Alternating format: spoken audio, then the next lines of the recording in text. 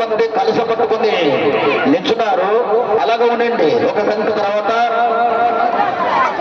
కలస యాత్ర ఉంటుంది. తిరుపతి ఎప్పుడాసం